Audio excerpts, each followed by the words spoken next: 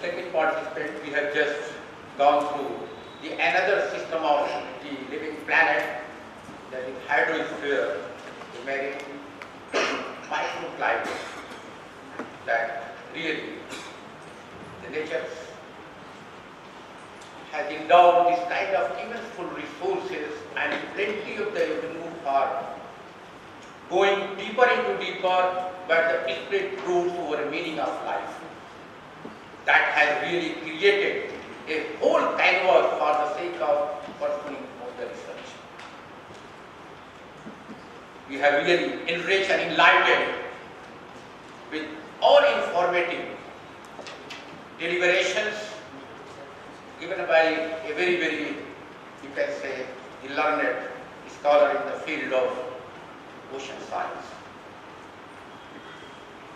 Really, we feel some kind of clarifications, some queries, some kind of the additional information to go for the sake of pursuing and extending our knowledge in the field of oceanography. We geographers have gone through all kinds of the theoretical aspects of oceanography, but it is the man who have been endowed by the natures such an analytical bent of mind, who is separated from the nature as a supra-animal by virtue of his wisdom and knowledge, and creativity and sagacity and wisdom that have inroaded all the sphere of life, and really still more things, still the more mind we have to go for extending the frontier of nature for the sake of pursuing a wonderful research to sustain the system of life of the nature. Really, I am very much thankful for his wonderful deliberations, and the house is open for discussions. And if you have any queries, any clarification, please raise your hand. People as soon as it is time to go for the mic and go for it. So I am just requesting all of you, if you have any query, then the session is to be rather going to be closed for the sake of a very sumptuous lunch. Then after coming back, we have one of the learned speakers is still there, and then we will move to around. So my dear friend and colleagues, and my invitees, guests, and also the distinguished participants, if you have any clarification, please raise up your hand. Thank you very much.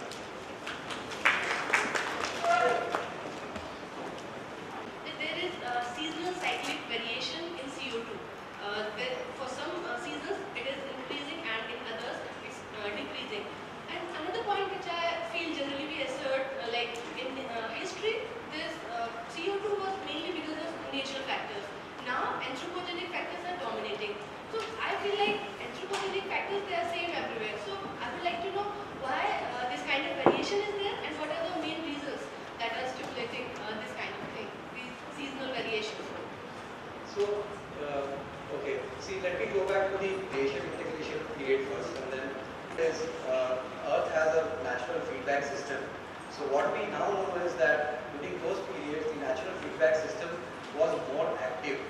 Okay, so there is a hypothesis known as Gaia hypothesis, which is Google and talk about it.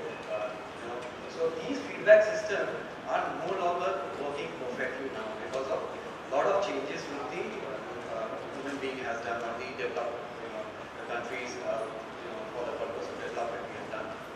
Now, so that is our concern, that we now, and also the modeling. A lot of people are working on the modeling of CO2.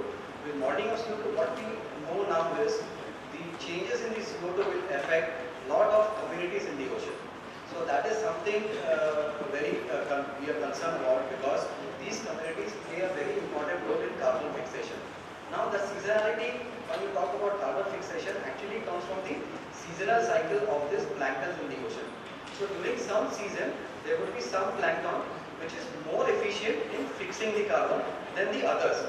So these changes in the ocean, or the dominance of one particular group in the ocean than the other during different time scales, give rise to the seasonality in the ocean.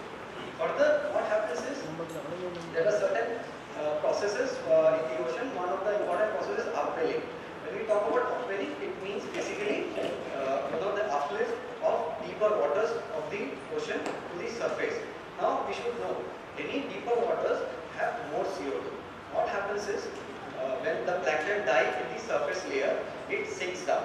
When it sinks down beyond 100 meter, okay, there is a bacterial process which comes into picture. This bacterial process is what happens is, again releases CO2. So that released CO2 in the deeper waters are simply in equilibrium with the water there. So what happens is, ocean has a circulation. So this circulation, when these waters come up in the Pacific, they emit a huge amount of CO2 to the atmosphere. Now these cycles are a little larger in time scales because it acts as a between 500 to 10,000 years. Okay. So daily, if you take any ice core measurement, we clearly see these changes. Okay. Now what is happening is, the model community is telling us, and that the CO2 which we are giving in the atmosphere, because we are not only giving CO2, we are giving out other gases as well. So as a large, the whole these greenhouse gases have created an atmosphere where the natural plankton community which are earlier present in the water column are unable to fix the carbon. Okay, so that is creating a different atmosphere, and we can see there is a lot of changes. Daily you will read about the bleaching effect of corals. That is an indicator that the ocean is changing. Okay, today coral bleaching is happening, but there are other planktons which can also bleach. Okay, so we are reaching that stage where these planktons also will get bleached, and then the cycling of carbon and everything will collapse. So that is why we are concerned about it. I hope that gives you the answer.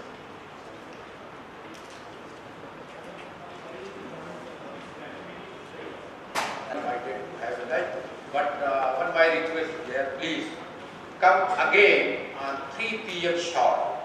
There will be one wonderful lecture that one system of the earth is left, that is atmosphere, and how the atmospheres and the oceans and the land system are very much interrelated and interdependent to maintain the cycle of nature.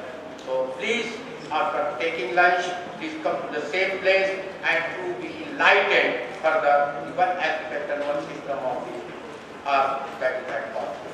Please, this is my request. Thank you.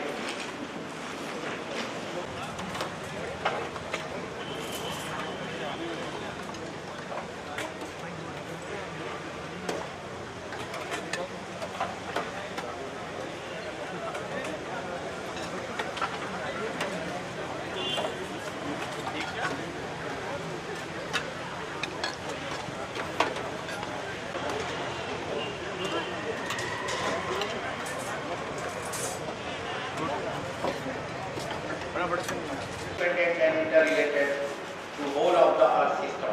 It is both important component. We have already finished 2 components of the earth system, the hydrosphere and the lithosphere.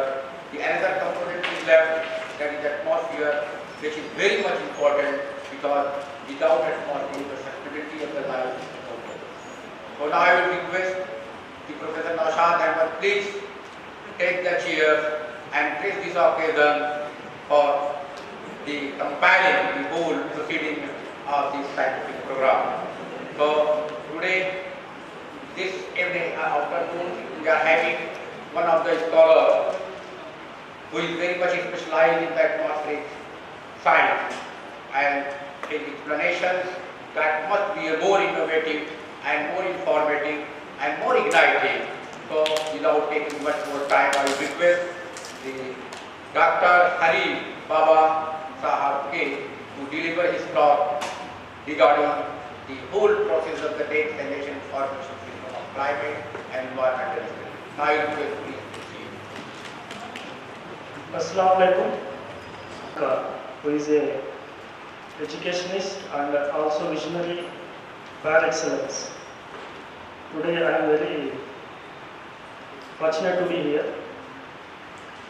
Morning, my colleagues have spoken much about the ocean and covering the terrestrial products, and I am going to complete the story with covering the atmosphere products.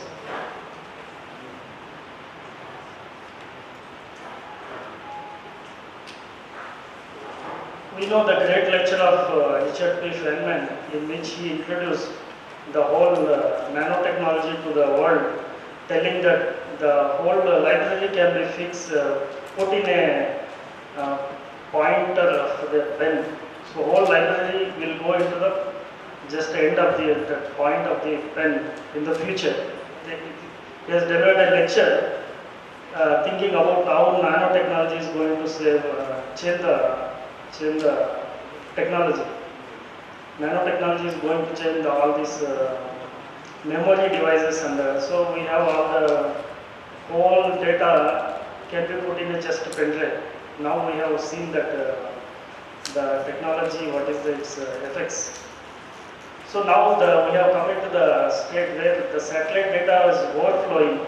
There is too many sensors, but the people who is analyzing and involved in this analysis is too less. And the data is available free of cost. No need to spend much time, much money for the instruments, buying and maintaining. But the satellite data is free of cost, is available from different sensors, from different countries, globally available. And seeing this, we can say that there is plenty of room lies at the top, and it is the need of the hour. So I will just take you to why there is plenty of room at the top and why it is a need of the hour. Here we see the atmospheric essential climate variables. Already morning Datta sir has briefed about what are the essential climate variables and what is their role in the understanding the climate change. That was mainly terrestrial essential climate variables. Here I am displaying the atmospheric essential climate variables and different satellite sensors measuring those atmospheric essential climate variables. Here we have surface wind speed and direction, upper air temperature, water vapor, cloud properties, precipitation, earth radiation budget, and ozone, which is both columnar and also the surface is also important. And aerosol properties like aerosol optical depth and other aerosol optical properties. Aerosol optical depth is the total columnar burden of the aerosol, that is known as the aerosol optical depth. And we have carbon dioxide, methane and other greenhouse gases which need to be measured to understand the climate impacts. And upper air winds, including not only the surface meteorological parameters, we need to understand upper air temperature and wind patterns also, because they influence the global climate.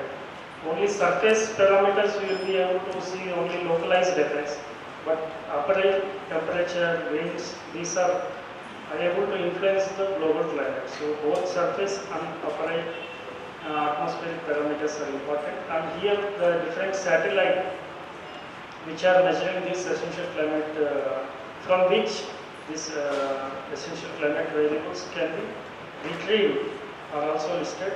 We have for the surface wind speed, QuickSat and WindSat, and upper air temperature can be measured by sounding. We have micro limb sounder and AMSU, ATMS, ERIS, which has come up on Saudi NPP satellite. And for the water vapor, MODIS is there, and cloud properties, INSAT 3D, 3DR. It requires too many channels to retrieve all the cloud properties, like we have cloud optical depth, cloud liquid water path. So there are many cloud properties which are linked. So we insert 3D and also 3DR, which is a repeat mission, and there is going to be another, it will be a continuous saga of the INSAT satellites to measure the cloud properties. And precipitation we have already on orbit, and Earth's radiation budget, which is also important. We need to know incoming surface shortwave radiation, incoming radiation, outgoing long wave radiation, how it is changed by the anthropogenic natural influences. So that is important, Earth's radiation budget. And columnar ozone is measured by OMI, ozone monitoring instrument, onboard RS satellite. And aerosol optical properties, MODIS is measuring aerosol optical depth at the different resolutions, and there is a calypso which gives the vertical profiles of the aerosol parameters. And we have for carbon dioxide and other greenhouse gases, GOSAT And OCO2 is newly come up to measure the CO2 concentrations and also MOPIC. And upper air wind is mainly it's a reanalysis data which uses both model and satellite data, which is a reanalysis. And also I think a new satellite also has come up to directly measure the upper air winds also. And for the trace gases, though they are in a limited amount, influence the climate much.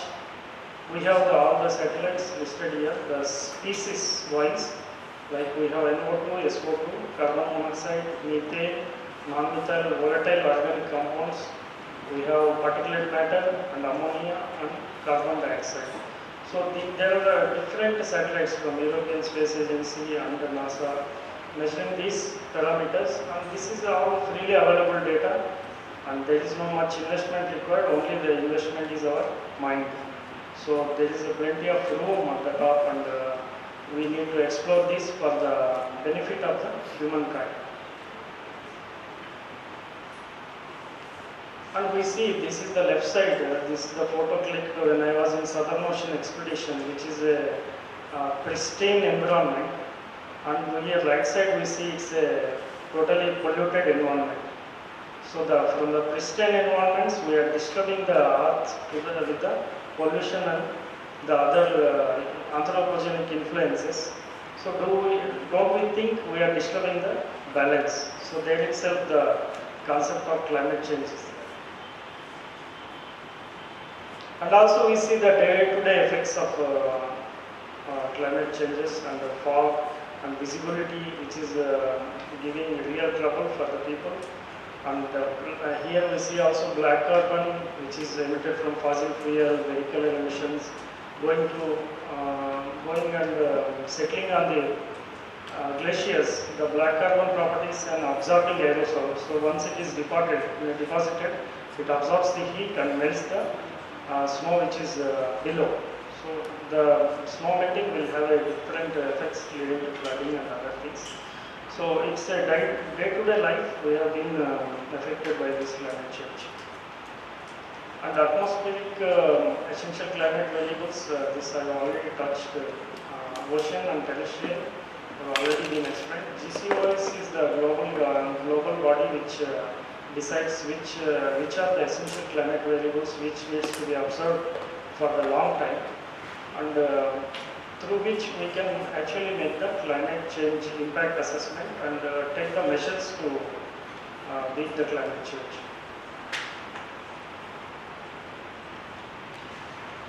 So this is the what GCO is, but for Indian conditions, the NICES is formed to create a long-term database of for the climate essential climate variables, so that it can be put into the models for the Indian conditions, which was lacking for a while.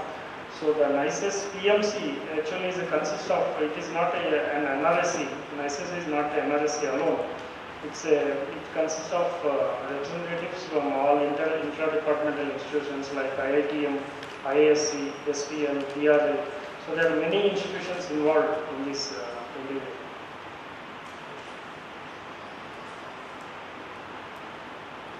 So this is the homepage of NICES, National Information System for Climate and Environmental Studies. Here the right side you see products are listed: terrestrial, ocean and atmosphere and cryospheric applications. These are basically very user-friendly format, NetCDF, which can be programmed. You can download the data and make some monthly averages, annual averages, see for yours how they are changing. It's a very user-friendly format like NetCDF format. It is given so that you can process in MATLAB or any freely downloadable softwares like NCRead. You can just read the files. So this is so much of thing you can do yourself, and it's all freely available. And you can, if there is a problem with the downloading data, so you can directly write to, there will be address given in this. So as of now, there is a 13 number of ECDs disseminated through NICES portal and posted on Google platform. Coming to that terrestrial and ocean products have been already covered in among Now atmospheric science products, coming to atmospheric science products, we have cloud cover and cloud flexion, which is derived from our own satellite that is inside Kalpana. But Kalpana data 2015 it stopped working. Then we have the insert 3D and also the legacy continues with the insert 3D. It is a continuous product. And planetary boundary layer height, which is derived from Sony MPP, and derived tropospheric ozone, which is derived from ozone monitoring instrument onboard our satellite. So these are NICES objectives listed. Here coming to the last 3 points. The main objective is also develop outreach and interaction mechanism for effective dissemination and utilization. And also we are here to promote scientific utilization and collaboration.